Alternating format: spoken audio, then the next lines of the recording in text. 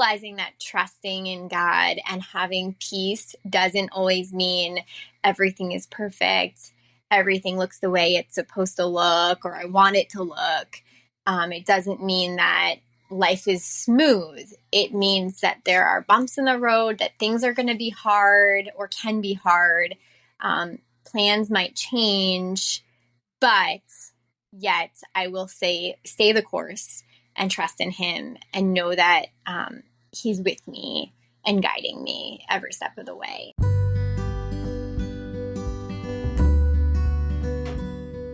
Holy Wild Birth is a podcast embracing the reclamation of giving birth, rooted in God's original design, undisturbed.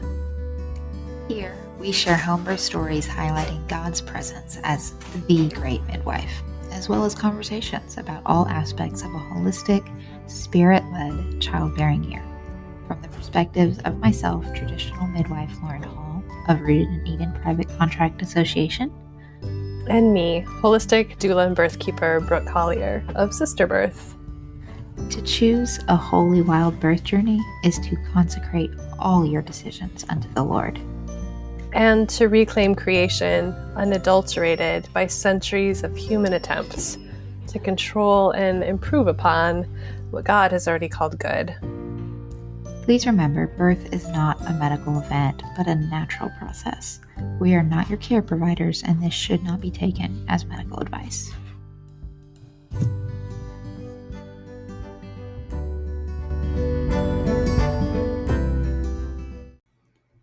Welcome to Holy Wild Birth Podcast. Today you will hear Sharon's birth story. She is a third-time home birth mama with a story of overcoming the voice of doubt and the nagging what-ifs, that discouraging lie of no way could I have one successful home birth, two successful home births, now three successful home births. Surely a shoe will drop, right? But she walked through with her eyes focused on Jesus and having to surrender her plans to the Father, and through it gleaning some very valuable lessons. I hope you find some encouragement in this story to do the same.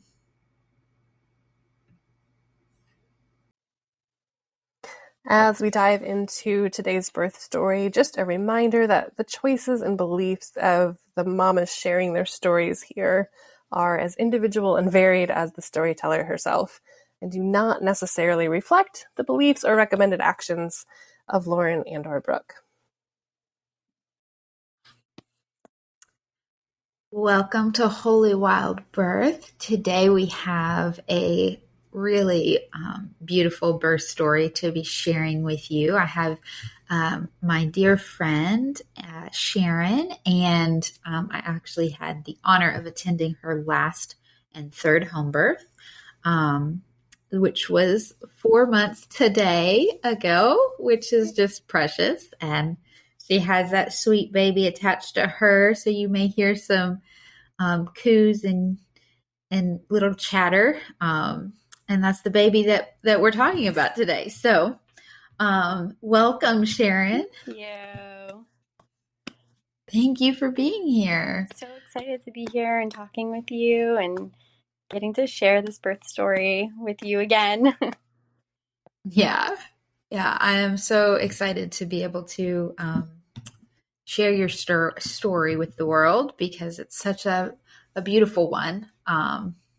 Really, so many beautiful lessons in it. And so, where would you like to start? You want to start with sharing just a little bit of your birth history before getting to her birth? Sure, that'd be great. So I was pregnant with my first child in 2015. We were due in September, and I started out knowing right away I wanted a midwife, but not really knowing much about the birth world or home birth versus birthing center versus hospital birth and what that all entailed. And so I looked up a midwife on what's that, ZocDoc, and I found a midwife, and she was connected to a very high intervention hospital, and I didn't really know that at the time. So I went to an early appointment. I think I was like 6 weeks and just wanted to confirm pregnancy. And and she handed me some brochures and talked about what their process is. And I was looking through the brochures, and it's so funny because these are supposed to be their, marketing to convince you to give birth there. And I saw their epidural rate in the brochures and their C-section rate and all of these things. And I thought, wait a minute, I don't want this. Like, those are very high rates. Come to find out, it was actually a hospital for high risk, primarily high risk mothers. So that sent me down this path of, okay, I don't think I want to go back to this provider. What do I want? And I started searching for birth centers, and I lived in New York City at the time, where there were not, and still really are not, a lot of freestanding birth centers. But there was one popular one connected to a hospital. So I thought, okay, this looks like a good option for me. And I'm a researcher by nature. So I started researching this birthing center, and I found out that a lot of the women who try to give birth there actually end up in the hospital, because sometimes it's just for something like their water broke early, or they went over 41 weeks. And other times it was just something like there weren't enough nurses on staff to staff the birthing. Oh, wow. Yeah, so they had to give birth in L&D instead. So just hearing that information to me, we even toured it and everything. But once I found out that, there was only 3 rooms for the birth center. So, and it's Manhattan, is a very popular area. I just thought, there's no way I want to take this risk. So then I watched The Business of Being Born. And I just said, okay, let's just look into home birth midwives. And so we started researching them, and we found one. And everyone thought I was crazy for choosing home birth, especially my first time. And home births weren't, it wasn't that long ago, but I still feel like they've really picked up a little bit more since then. And so in 2015, it was kind of pretty uncommon for at least in my peer group and my community. There weren't a ton of home births. So so I decided to just do it. And my husband was, totally supportive, which I was really grateful for. And we knew there was the risk of transfer, and we just, moved forward anyway.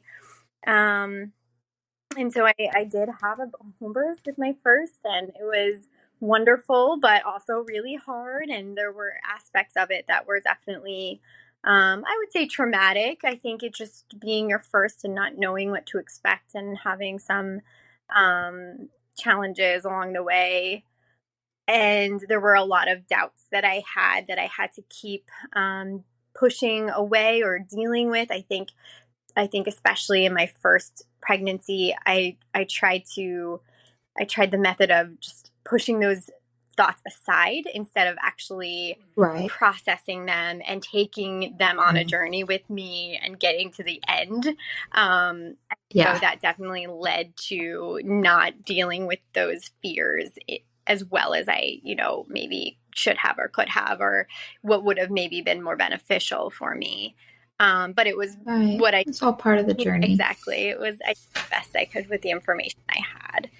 So, but I did have him home after 10 hours of labor. So it was a pretty short labor for first time, but there was definitely some, similar to Ada, stop and go patterns in the beginning, which, the first and the third were really similar in that ways. My water broke early, and labor would start and then stop and then start and then stop. And eventually it picked up enough that we got him out. And then a few years later, we had our second, and I knew, of course, I wanted another home birth, and this time I had the same midwife, but we also had another assistant midwife, as well as a doula, as well as a photographer who was also a doula. Because by that point, I was a doula myself and had a lot more people in the birth community in my circle. So it was a really great team. And that was a 5-hour labor that was easy peasy, no start and stop, just started, kept going pretty much. And it was a very easy labor for the most part. and very different than my other two labors, interestingly. Yeah. But I did have some fears that time that were, the first time around was like, no one has home births their first time, so many people, a lot of people were saying, well, maybe for your second, maybe try that for your second labor, see how things go first. And then the second time around, I thought, okay, well, I had one successful home birth and it was with my first. So what are the chances that I'm going to have another successful home birth? I just thought, that it was too good to be true to have two great home births, right? Yeah. And so then, so everything went great. And then the third time around, some of those same fears were there creeping in of it's a different birth, and who knows what can happen, and what are the chances of having 3 successful home births. And then the labor pattern with Ada was kind of similar to my first with Miles, and a lot of start and stop, and kind of looking back, realizing that, some of those fears still, were not fully dealt with. Yeah, that came up a lot prenatally too. Yeah. I remember having quite a few conversations around those doubts and fears. And how do you feel like you worked through those? Like, what was the key for you? Or did you really, was it her birth that actually helped? It was that, I see this in a lot of areas of my life where I have this strong doubt that I can do something. And I think it would really help me and be beneficial if I believed in myself before I did it. But I will say that I feel at least that I carried through with it, even though despite those doubts. So, I think that, it would be helpful to say, okay, I know I can do this, so I'm gonna, but instead I say, I don't know if I can do this. I don't know if I can do this. What if something bad happens? But I keep walking forward and doing it. So at least there's that. The motion is there. Yeah.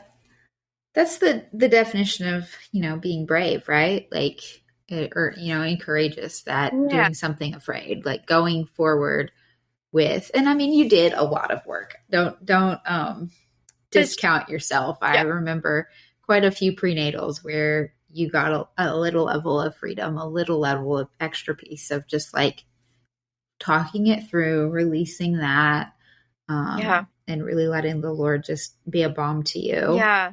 And just remembering, I think I also just really accepted that, okay, if we do have to transfer for some reason, everything will still be okay. We'll deal with it. I will be okay. The baby will be okay. And we'll process what we need to process afterwards. And having a good team, having you there, having my doula, Alyssa, there, knowing. Who was fabulous. Oh my goodness. I loved her. And my husband, and just knowing, okay, I'm supported, I am safe, and we will all make a good decision together, right? And so I really had to get to this place of trusting you, trusting Alyssa, trusting my husband, that, if I'm not in the right mindset to make a decision, or, to make a call one way or another, that you guys would make the right call for me, and support me. And obviously I would be part of that, but when you're in labor land, you're not thinking through those things the same way. So I think having such a good team that I trusted was important. But you were new to me, so learning who you are and learning to trust you. And Alyssa was new to me, right? My midwife and the birth people in my first and second birth, I had more time with, and we had also moved to Florida since then. So everything felt new. Right. New location, new people. Right. And the pregnancy felt different. So everything. Yeah. Okay, this is all different and new. And I think that led to having more of those doubts of thinking, well, Right. so different. So the last two were successful home births. What if that means this one won't be? Right. Just really learning to trust you. And I think when you finally, I think it took a while for me to just ask you like about your emergency protocols. And when we were able to go through that together and see your kit, that really helped me. Like, just like, okay, she's got this. Like, everything's going to be okay. If something's wrong, she knows what to do, Yeah. And yeah. Yeah, I think that was a big thing because it was this like, okay, now you had going from like the regulated midwife to a very traditional, more like, I trust you to walk through this. You're the decision maker. Like, I'm not the director of this. Yeah. There was a lot of like, that's what you wanted, but it was also this like dance and pushback of like, this is new frontier, right? Of taking that level of responsibility. Yeah. That it was like, well, but you still are gonna, like, you're still a midwife, right? Yeah. You still know. So yeah. Looking back, a lot of that was me not trusting myself to know what I was doing. Right. Because if I had, then I think the trust in you would have followed. Like, okay, I know what I'm doing. She knows what she's doing. Right. Got this. Yeah. Yeah. Yeah. It was beautiful. And I could see a few times where it was like, well, you know what to do. Or like, what's your body saying? You'd be like, what? Tell me what to do. Like, I'm not going to. So frustrating. Yeah. But you found that. So I guess tell us a little bit about her story specifically. I guess you can start from the, wherever you would like to start in her specific story. Yeah, sure. Well, I always think that her story started, Friday morning, I think it was, where I woke up with some contractions, and in my head I was like, I'm just imagining this because actually she's never coming out because I'm 41 and 6 at that time. So yeah, I was like, I'm the person who's pregnant for their entire life. And they're going to write about me in the books about the lady who's pregnant for 5 years. Right. So, I know way after, 42 when she was born, it just felt like, especially for a third, like, come on, my body's done this. Why isn't it just happening? So, I had some contractions early that morning, and I woke up and I was like, okay, I'm not gonna expect anything because I just don't want to get my hopes up. But I had not even a cramp before that, really. So, so then I just started looking at my phone and realizing that they were actually like somewhat consistent, and the timing was somewhat consistent, and they were every 10 minutes or so. And they were starting to get more painful. So I actually, attempted to bounce on the ball. And it was so weird because when I would sit down or bounce, the contractions went away.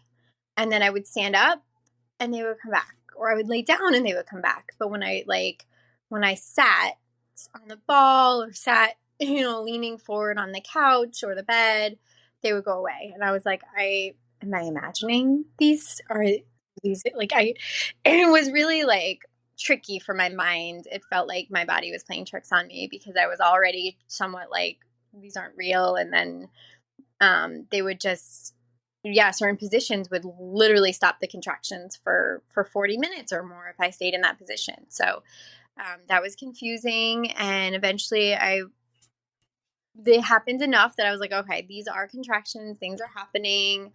My family started getting up for breakfast, and my boys were a little bit crazy. Dad had been off for a week, and mommy was going into labor, and they were just, at each other's throats and kind of wild. And so we decided to go to the park. and try to get some energy out. And I figured the walking would be good for me. So we walked to this park that is nearby our house with our dog and my kids. And the boys brought their scooters to go on the skate park. There's a little skate park in that park. And I'm taking my almost 3-year-old up this little ramp. They're small ramps that he can do. And as I'm walking down the ramp, after he scootered down it, I feel some warm water trickling down my leg that felt quite familiar from my first birth when my water broke before labor. And I just knew right away what it was. And I thought, okay, so my water broke, but my contractions have pretty much stopped. So let's see what that means. And literally in that moment, my husband comes running up to me. And I'm like about to be like, my water broke. And he goes, we found ducklings. And I'm like, okay. So my kids were so excited to go see these ducklings. So I'm like walking over and I'm like, just so you know, my water broke. And he's like, what? So we're looking at these ducklings while literally water is trickling down my legs. Like, so I'm like, and one of the ducklings gets caught in this brush, this overgrown brush, and the mom duckling gets scared of my kids, so she takes her other ducklings and leaves. And so of course my kids are like, Daddy, save the duckling. And I'm like, yeah, save the duckling, I'm just in labor over here. It's like, of course this is what's happening, and this is the chaos of real life. So my husband takes his shoes off and wades into this little creek and rescues a duckling, and my kids are freaking out. And of course my contractions have completely stopped because my body is like, this is not a safe time to have a baby. Or in a public park rescuing a duckling while your children are freaking out. And yeah, so we walk back and I'm pretty discouraged at that point, but also very excited that we saved the duckling. And everything was just confusing. So we get back home and, the rest of the day, I think that if I even remember correctly, that not much was happening. I would have some contractions on and off. My oldest one, who is so sweet and really wanted to be part of the labor and birth as much as possible, could not stop talking about every time I had a contraction. He'd say, Mommy, are you having a contraction now? Just keep breathing. Okay. How long is it? How long has it been since the last one? And I don't know if you've ever had talk to you and while you're having a contraction, but it's very so it's really concentrate and just kind of get into that zone of letting my body do what it needs to do. And so that happened on and off throughout the day. And then I think I was on the phone with you and you told me to go to bed and I didn't or were you there? You didn't come Friday, right? I came pretty early because you sent me a picture of there was meconium. The scant meconium. Yes, that's right. And we wanted to check on the baby. It was just that one time. There was no meconium after, but there was a little bit at that very beginning. It kept trickling and leaking a little bit, but it wasn't a ton, and I was hydrating. But then there was meconium that one time I sent you a picture, and we were like, yes. Mm-hmm. So let's just check on the baby. Yeah, you asked me, do you want me to come check on the baby? And I said yes, because I hadn't noticed her movements, and I'm sure looking back now. Yeah, that's right. Distracted from the boys and the duckling and all of the excitement. But I did say to you, I can't remember the last time I felt her move. And so we decided the Doppler and just you coming would be would make all of us feel a little better. And so you came and she was perfect. And it was early, but it was late in the day, if I remember correctly. We made you dinner and I think it was later in the evening, and I was about 2 hours away. So when I got there, I ended up just staying, even though there wasn't a lot going on. Right. I was I kind of had that just midwife gut feeling that as soon as you did really go into full labor, you would have this baby really quickly. Mm. So I was like, I don't want to leave and drive 2 hours to turn back around. Like, it's obvious that there's some stuff going on Right. and I won't make it back. Yeah. So we just kind of, I just Yeah, kind you of came holed up in your guest room. evening. That's So it was like I was there, but I wasn't there. yes, bed for you, dinner, and we checked on the baby, and her heart rate was great, and everything seemed fine, but her position, Yeah, she was perfect. we were like, why? Where's the head? Why are there? I mean, there were limbs in the front, so we knew she was posterior. So that was the only thing I was like, okay, is she breech? Is she transverse? Like, we knew she, you reassured me she wasn't transverse because, Yeah, she was oblique. but she was, yeah. And so, I think us having a hard time really identifying her position certainly added to my fears a little bit. Yeah. Because she, my uterus was oblique, but we didn't really know that at the time. So, Right. yeah, so you went to bed. And I didn't want to go to bed. I was like, but my kids are asleep, so the contractions will pick up, and let me just stay up. And you were like, no, you need to sleep. You need your rest. And I knew from experience and intuition that if I fell asleep, my contractions would stop. But it was still for sure the right decision to just go get the rest that I needed. And so that's what I did. Even though I didn't want to, I felt like a little toddler being like, no, I don't want to do this. I don't want to rest. For my body, I don't want it. But I did. And that was the only time you would have contractions, was when you were laying down. Yeah. It's like, something's working in this position. Yeah. So listen to your body. That's true. So I did have some contractions as I was falling asleep, but they went away, or I slept through them. I don't know. Yeah. Probably went away. And then I woke up early in the morning, the next morning, I think around 5 or 6, with the same really similar pattern that had happened the morning before, of just like opening my eyes, laying in bed, feeling them come wave after wave, kind of being like, is this real? Am I imagining this? Okay, this is real. I'm timing them. Let me get up and see what happens. And then once again, if I sat down or bounced on the ball, they would go away. But if I laid down, they were really strong. So that was interesting. So we got up and we made the decision after everyone woke up. The boys were once again a little crazy. So we decided, we had already asked my husband's mom to watch them that day, thinking like whether we've had the baby already or having the baby, or we haven't had the baby and nothing's happening, we just needed like a day from like a break from them. So my husband drove down. She lives an hour south of us. My husband drove the boys down to her, and that was a really hard couple hours for me. I didn't realize how much I needed his presence for this labor until he was gone. And then Yeah. I remember calling. You were there, and it was great having you. But I just felt like, I think my body was just like, you can't have this baby without your husband here, so we're not going to do anything. Right. But the contractions were really spaced out at that point, but really intense. They were short and spaced out, but super hard. So, and I'm sure looking back now, that was probably her turning. Yeah. But at the time, I didn't know what was going on, and I just really wanted my husband to be back. So I kept calling him. He's like, I'm in traffic. I'm sorry. I was like, I just need to just get around the traffic to somehow fly back. I just need you here.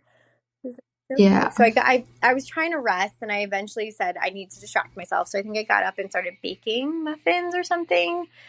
Yeah. And it just felt better. Like, it was a little bit harder to stand, but I was like, you know what? I just need to distract myself. And that was good.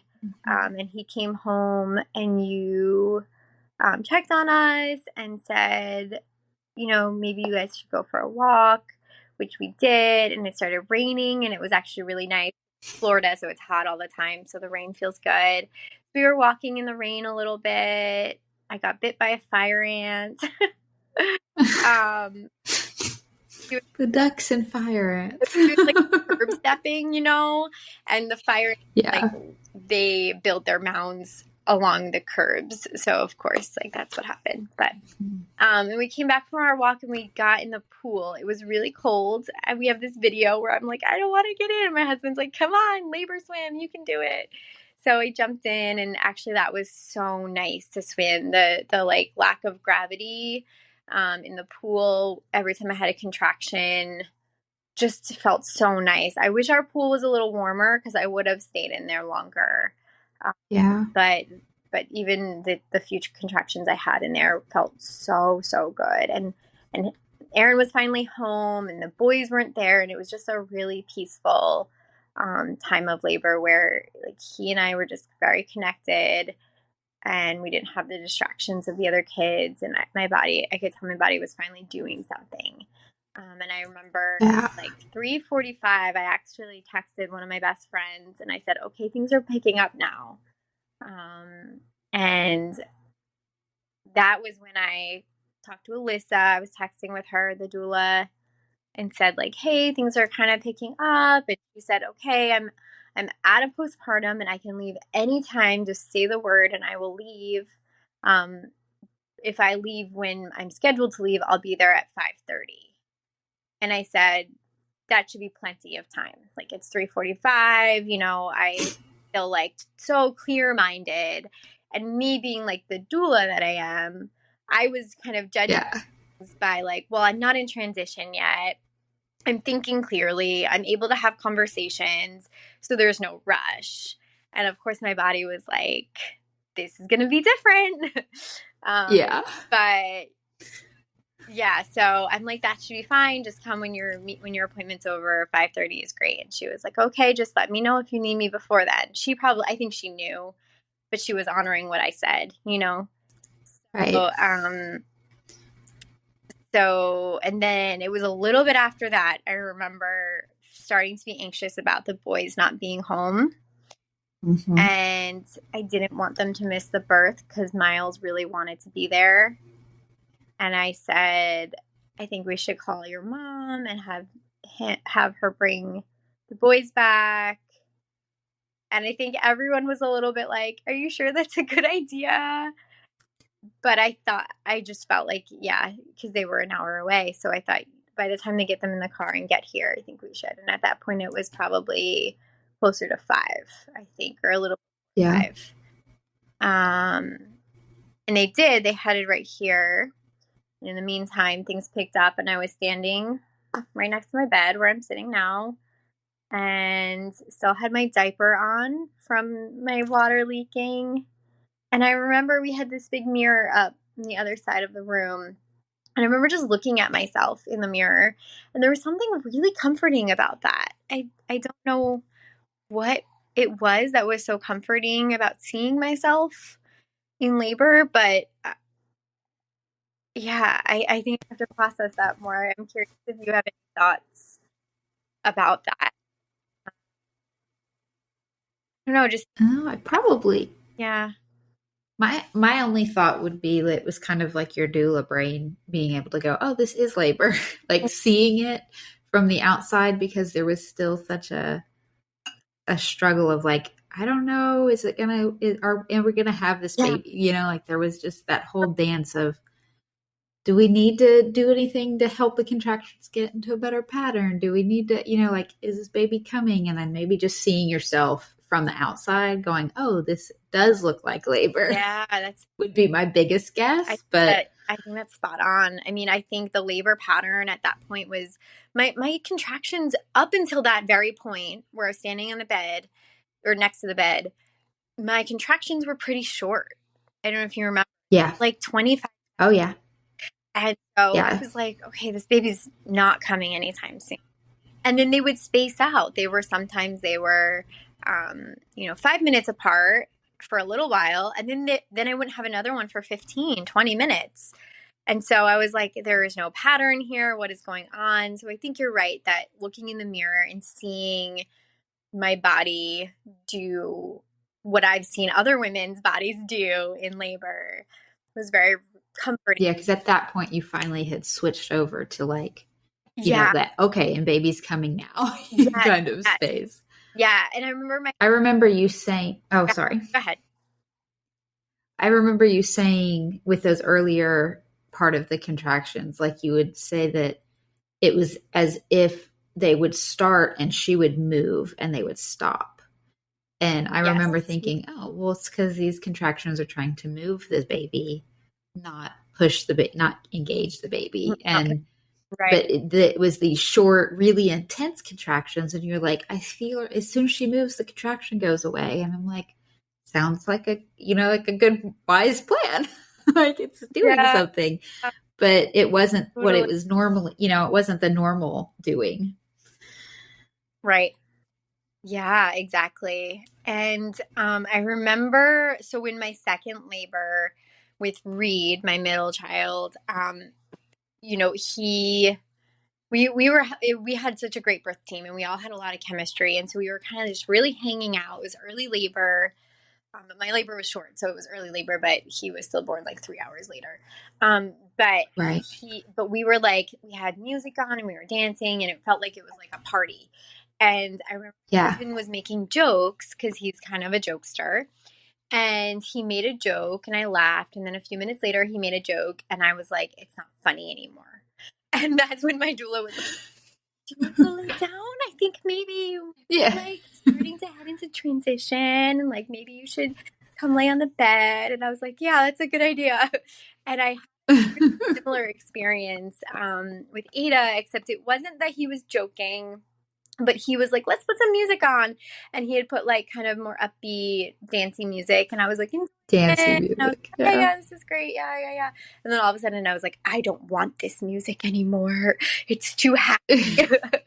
And like, I think where in my brain, I was like, okay, maybe something's actually happening here. Like, and we put our worship music on for labor, and that felt more right. Like it was a little more, calm and peaceful and slow. And it felt like that helped me get to this, like, okay, in labor, like a little bit more in labor land. But I do feel like it was really hard to get into the labor land this time. I just was very aware of logistics, aware of who was around. There was a lot of doula brain going on. A little too much doula brain. But I do remember the curse of the birth worker. getting out of. I do remember texting Alyssa, which this feels like such a doula thing to me, to text my doula saying, hey, I think I'm heading into transition, so you need to hurry.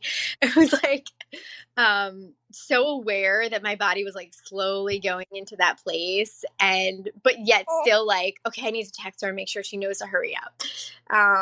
So I texted her, and I remember it was raining out, and I was like, oh, I don't want to rush her in the rain when she's driving from Tampa, but also like, I don't want her to miss the birth. So I'm just going to give her a heads up. So I remember texting her and being like, hey, I think I'm heading into transition. So just try to hurry. And she's like, I'll be there soon. And you guys set up the tub around that point, I think. Yeah, that's what I was setting up the pool while you were laboring at the end of the bed. Yeah.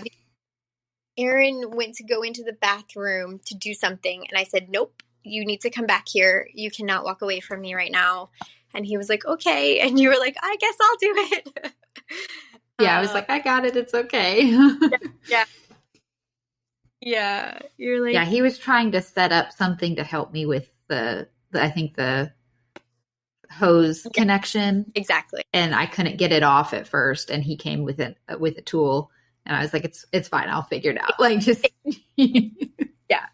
So yeah, you took over that, and I just needed him near me. Like I just needed him near me. And that was different from the last labor, at least, where I had, I just didn't, I was like, yeah, whatever, I'll set up the tub. I don't care. This time, for whatever reason, I was like, your presence is getting me through this. Like, you need to be right next to me. Yeah. And I remember then suddenly the contractions were so long that I felt like I wasn't getting a break, which was really similar to my first labor, actually, where, nothing was picking up. And then all of a sudden, I'm having like contractions that didn't actually dip down and give me that break that you kind of look forward to when when you're Right. and you're like, okay, I can get through, I can do anything for 60 seconds. And it's like, well, okay, but these aren't going away. And so I remember starting to cry, which I think was the first time I've cried in labor, and just saying, I don't know if I could do this, because at that point, even though I thought, okay, this probably is transition, I thought we still had hours to go. And I think at that point it was probably like 5:30, 5:45. Yeah, 5:30, right before Alyssa walked in. I thought, there's no way that I can do this for another 2 hours or more, which thankfully I didn't have to. You didn't have to. Yeah. You were very much at the end. We're standing there in my diaper and leaning over the yoga ball on my bed. Like, I was standing on the floor, but I was leaning on the ball. And then Alyssa came in at 5:45 exactly. And or maybe it's 5:30 exactly. I don't remember, but it was whenever she said she would be here. And we went to come do some like hip squeezes, which are, classic, helping you through labor, especially with like, I had so much back pain, so much back labor. My back was burning, and it didn't feel good. And it's so funny because that is exactly what happened in my second labor. Is my doula went to do hip squeezes, and I was like, no, it's actually making the pain more intense. It was actually like making the burn felt more concentrated where the hip squeezes were happening. Sorry, this is my toddler trying to get into the room. Oh, Reed. Yeah, so this is about when he came in. We're getting to his part in the story too. Exactly what he did. Busted the door. Yeah, so those hip squeezes, yeah, they weren't working for me. But Alyssa's just presence of encouragement and saying, like, you've got this, you're strong, you can do this, you're doing great. And then her encouragement to get in the tub was really, really helpful. Yeah. That I just wasn't, I was kind of frozen. I just was in pain, and I was like, I can't move. And so I remember you guys being like, look, if you want to have this baby in the water, you're going to have to get in the water soon. And so I did eventually make my way over there into the water, and it felt so good. I was really happy that you guys encouraged me to get in. And yeah, and then the rest is a bit of a blur to me. I labored in the water for about a half an hour before she was born. And I remember in the water, the photographer walked in while I was in the water, and I was kind of bummed she didn't come earlier. But I think it's just what, everyone, you were there and Aaron was there, but my doula, the photographer, and the boys, we all really called I don't want to say too late, but later than I think I would have wanted in my schedule brain. But I think it was what I needed too, like just to have it be me and Aaron laboring alone. And yeah, that seems like it was you and Aaron. When you and Aaron got alone, that was when everything shifted. And I mean, we did the mile circuit, you did the pool, but there was a difference when it was just you and Aaron. Even right before we had done the mile circuit and like sent you off, I was like going, she really needs just her husband. Yeah. And so I remember like secluding myself off to the bedroom to send you guys, on that third part of the mile circuit of going on the walk. Right. And, you just really thrived when it was just, even when he got home, Like it wasn't that, we were doing great, but when he got home, something shifted. Yes. Yeah. And I remember taking that beautiful picture of you too. Yeah. Like there was something that shifted in your continence of like, I just want a husband. Yeah. Just need that. Yeah. And I think that's where you really thrived. And then there was the doula part of like, and the mom planner of like, I want my kids here. I want the doula here. I want the photographer here, but I don't know if I want to call the photographer too early. And Right. there was that like algorithm in your head of like, well, if I call them now, they could get here too early. But if I don't call them, they might not miss, and you were trying to figure. And I do remember when you were calling the boys and it was like, okay, let's just get them nearby, like have them come and eat in town instead of being an hour away. Right. And I think that was a good call because they ended up being just close enough to be able to. Yeah. Yeah. And that, I think if I could change anything about that birth, it would be that we got them there just 5 minutes earlier. 2 minutes. Just even a few minutes early. Yeah. I did not, they did not need to be there during my labor. Like my labor really needed to be a quiet, peaceful space. And I think that part of that is because, I homeschool them and I am with them all day, every day. And I think my body just was like, I need a break from taking care of others so I can do what I need to do. And, and I can think about those fears and I can process them and I can have just the time and the space to, to do what I need to do without someone asking for a snack or asking, fighting with their brother or whatever. And so then, my oldest really wanted to be there for the birth. So I was a little bummed that they missed it by what, like less than like literally 30 seconds. Like literally, like they were in the house, I think, coming through the front door when she came out. Yeah. It was just that he wasn't in the room. So I'm really happy they got to be there. But so going back a little bit, I was in the tub, photographer walked in, and I was trying to find a good position because the typical tub positions were just not working for me. And I think I ended up kind of laying on my side a little bit. And I ended up pushing her out like that. I think I was kind of laying on my left side. And when I would have a contraction, I would kind of lean over the tub a little. And I remember, it was so intense. And I just kept going in my head, going back and forth, like, I think this is it. I think I'm actually giving birth. But I hope I don't have to be doing this for another hour or two. Like this, just the whole labor felt like this tug of like, is this really happening? Is this actually happening? Is this really labor?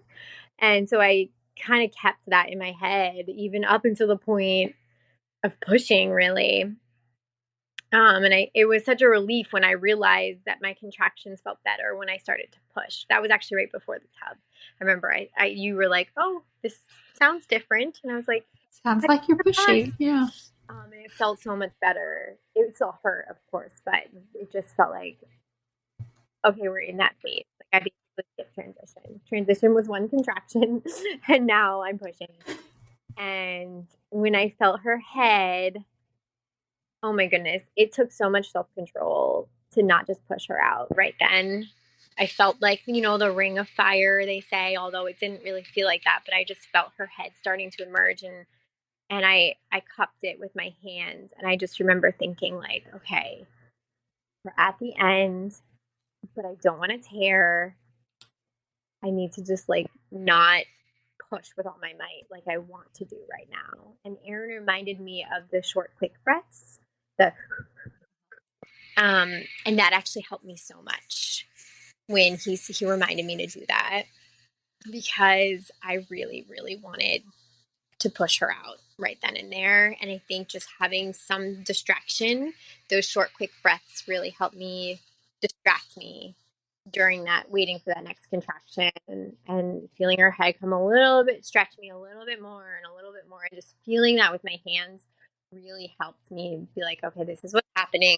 Stretching, making space for her. Short, quick breaths. It's going to be over soon, and then I think it was 2 contractions and her head was out, and then her body just flew out with her head. Like, I don't think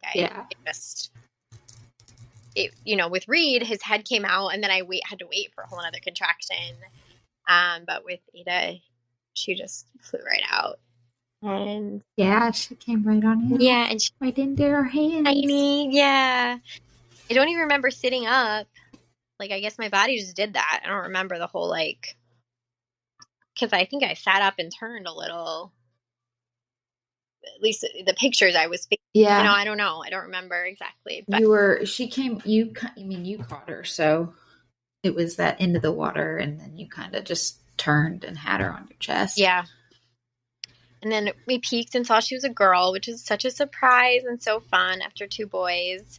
We didn't know, that she was a girl until she was born. So that was really fun. And I kind of had this feeling she was a girl towards the end of my pregnancy, but I didn't want to say it because I was like, I might be wrong. So I was really, that was really cool. And then literally right after that, the boys ran in and they got in their bathing suits and got in the tub with me, which was so special and so fun. And they both, in the pictures, you could see they were like wide-eyed and confused, like, what did I just walk into? But I loved that time of them being in the tub and me just sitting there, and they were feeling the cord. Are you still there? Okay. Hi. I don't know what happened. No worries. I had lost connection, and then it came back. So all good. But the record should pick up. But yeah, well, I was just saying that I loved having them in the tub with me for a little bit. Like, that was just super fun when they got their bathing suits on and came to meet her, and they got to feel the cord and touch her, and Piper ran over to give her some sniffs, our dog. And Piper's been there in the room with me for every single birth. So that was really special to just have her come right over and be my little dog doula. Yeah. And then my placenta was not coming out. And you were really awesome about that. 0 rush, but also maybe a position change could help, just making some suggestions. I think that I would probably just sit in the tub after my babies are born for 12 hours if the water stays warm enough. Right. I'm so relieved and so happy and just okay, I can just sit here now and stare at my baby. And you were like, well, we have to get the placenta out at some point. No rush, but maybe we can try moving a little. And that helped a lot, getting on my bed. Yeah. I remember you saying you were uncomfortable with it, where it was. It was bothering you, but it was also you weren't bleeding. So there wasn't a problem, but it was well, if you do want it out, you'll need to do something to pull it out. But, and so I think that was after I got on my bed, and it's funny, I've seen and heard stories of mothers instinctually just tugging on the cord a little, but we also discourage providers from doing that. So it felt weird to me, but I was I think this is what I need to do, and sure enough, it came right out. So I was really having your wisdom of just that encouragement of it's okay if this is what you feel like you need to do was really helpful. It's like you pulling your own hair, if your hair's stuck in your shirt or something and you pull it out versus me going and tugging it, you're going to have the feedback, right? That's why I tell us, you're going to have a feedback of whether it's attached or not. Whereas I don't have that internal body feedback, but we also knew it's it has separated. There was a separation, Gus. The cord has lengthened. It's right there. That's why you're uncomfortable, because it's just sitting right there in your vaginal canal. So you can just pull that cord. And that was great. That was such a relief. Oh my goodness.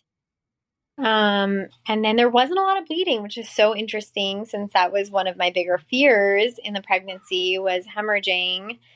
And then there was almost less blood than we expected, right? I don't know if it was very but little blood. just, Very, very little blood. yeah. And looking back, I do think that there was some tension in my uterus and in my body, and that maybe was like keeping me from releasing the blood, maybe similar to keeping me from releasing her when I Right.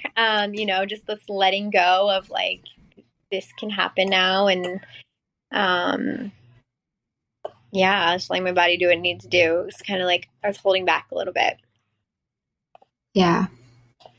Yeah. And then I showered off quickly, and then we got in the bathtub together, the baby and I. And that was a really sweet memory and really sweet pictures from the photographer of the boys went out and picked flowers and put them in the bathtub. So it was this like floral arrangement in the tub. It's so precious. And I have pictures of Reed like placing the flower right on Ada's face, of course. And yeah, that was really, really sweet. And I'm glad that you encouraged me to get in a tub, because I hadn't ever thought of that before in my other births. And I didn't realize how just nice and relaxing that would feel. So that was really nice. Yeah. Hello, sweetness. And now It's Ada okay. is smiling at me, so I am just caring about the baby. Hello. So, what would you? I remember something along that, like Miles had talked about, like when baby was going to come or why he wanted it to be a girl, and there was something about the months and the rain, and I don't remember what was that. Yeah, so we, knew that she was due in April, right? So this whole time we're telling him we're going to have a baby in April. But of course she came on the last day of April, and she was also born at 6:15 p.m. So it wasn't so far-fetched for us to think, okay, this is possibly going to be a May 1st or May 2nd baby, right? Like when I on April 29th and early on April 30th, when my contractions were kind of back and forth and, not super consistent, we gave him a heads up because he was like, oh, we're having an April baby. And so we were like, just so you know, buddy, there is a chance that this baby's going to be born in May. So it might be a May baby. And we didn't know if it was a girl or boy, but Miles really wanted a little sister. And so he kept saying, like, I really hope it's an April girl instead of a May boy. And so we were like, well, Right. Be a May girl or a May boy or an April girl or an April boy. We just don't know. And so he really thrives on routine and structure and understanding what's happening next. So that's why we were giving him the heads up, like, this is within the realm of possibility, and just prepare yourself for that. So he was really happy that she was born before midnight and she was a girl. So she was an April girl.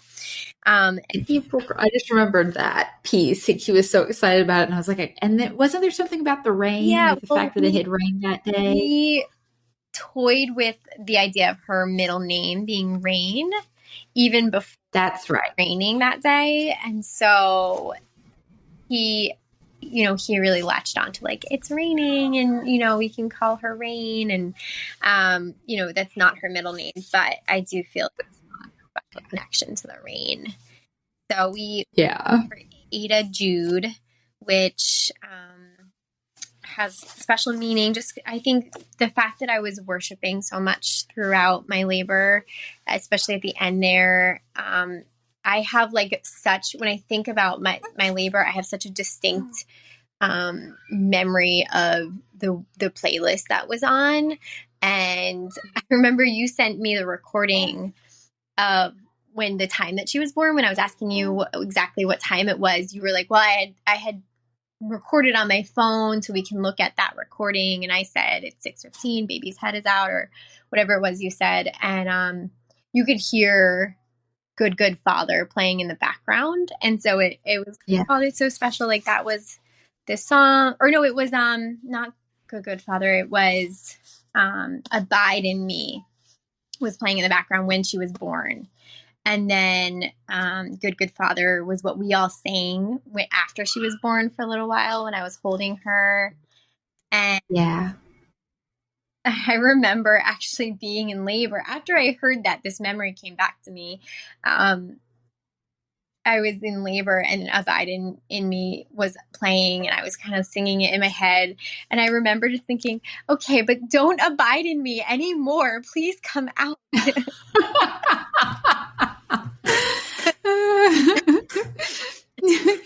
Only Jesus gets to abide now. You are done abiding. 42 weeks of abiding. No more. But I thought that let me make funny. it clear that I am singing to Jesus, not you, child. Yeah. Oh my goodness. That's so funny. Yeah. Oh my goodness, that's funny. Ada means adorned and Jude means praise. So we say that her name is adorned with a new praise.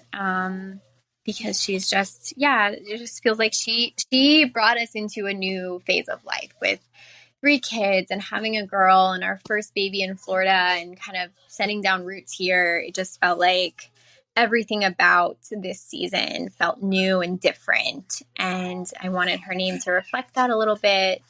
So yeah, she's adorned with a new praise. Adorned with a new praise. Ah, that's such a good name. So fitting. Yes, it is. So I know there's so many lessons in this birth story, in the journey of her coming, both as a mom, as a birth worker, even in your journey with the Lord. So if you could name them, like what did you glean from her birth and the transformation? Yeah. So we were talking about how all 3 births, I had some fears that came up. And I think kind of we mentioned this in the beginning, but just looking back, I see so much of I'm going to stay the course. I don't know what's ahead. I have fears, but realizing that trusting in God and having peace doesn't always mean everything is perfect. Everything looks the way it's supposed to look, or I want it to look. It doesn't mean that life is smooth. It means that there are bumps in the road, that things are going to be hard or can be hard.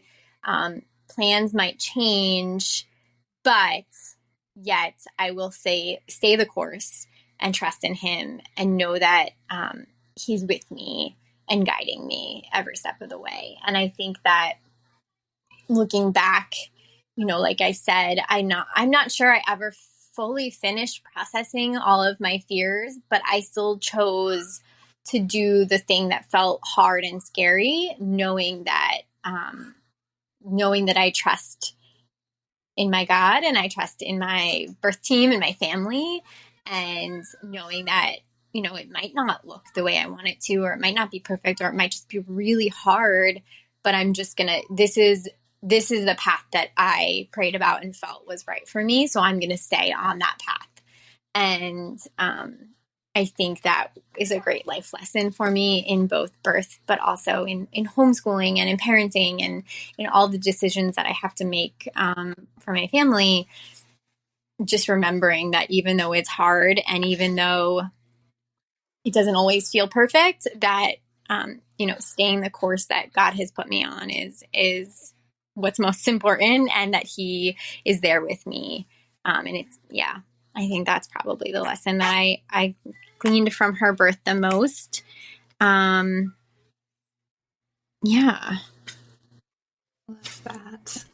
that. Well, I'm so thankful that you shared your story here and the lessons that you learned from it. Is there anything you would like to leave with the listeners, or would you like to pray us out, or I can if you'd like? Oh, put me on the spot here. I think just, remembering that birth works, and that it's a journey that we go on, and when we trust in ourselves and trust in our God, that we can do so much more than we realize we can do. And He's with us through every step of the way. And that, just connecting with your baby, I think that really helped me a lot too.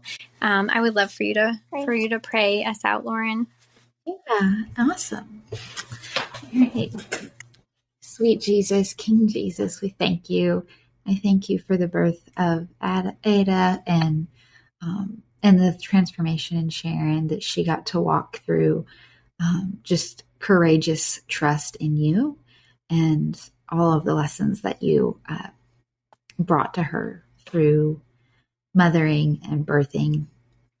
And Lord, I just ask that this story would be encouraging to our listeners, that they would be able to pick up just precious gold nuggets to encourage them and lift them up and keep their eyes upon you when things maybe aren't exactly what they wanted, but that you just still have a glorious and beautiful plan. And so I just thank you for it in Jesus' name. Amen. Amen. Thank you, Lauren. This was so nice. Thank you. So fun to be able to process with you. Yeah, I appreciate you sharing, and we'll talk too. Yeah, sounds good. Okay, bye. Bye.